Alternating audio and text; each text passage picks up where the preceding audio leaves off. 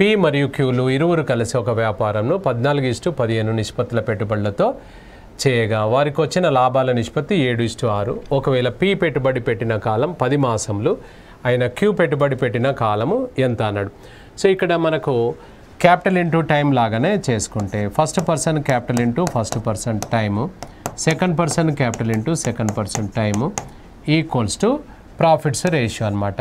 ఇక్కడ మనకు ఎప్పుడైనా చాప్టర్ ఫస్ట్లో వచ్చినాయి లాస్ట్కు రివర్స్లో వస్తాయి అన్నమాట.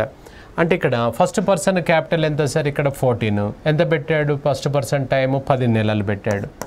అప్పుడు సెకండ్ పర్సన్ క్యాపిటల్ ఎంత మనకు 15, సెకండ్ పర్సన్ టైం ఎంత మనకు తెలియదు, కనుక్కోవాలి. లాభాల నిష్పత్తి వచ్చేసి 7:6 అన్నాడు. ఇక్కడ మధ్యంలో లబ్ధం ఈక్వల్ టు అంత్యంలో లబ్ధం, product of means equal to extremes ఇక్కడ వేస్తున్నాను. 15 into x into 7 equals to ఇది 14 ఇంటూ 10 ఇంటూ 6 అన్నమాట. ఇప్పుడు ఇక్కడ కొట్టి వేసుకోండి మీకు కన్వీనియంట్. 7 ఎన్నిసార్లు వెళ్తుంది, 2 సార్లు. 5 3 సార్లు, 5 2 సార్లు. నెక్స్ట్ 3 ఇది 2 సార్లు. 2 into 2 into 2 X equal to 8 months అనమాట.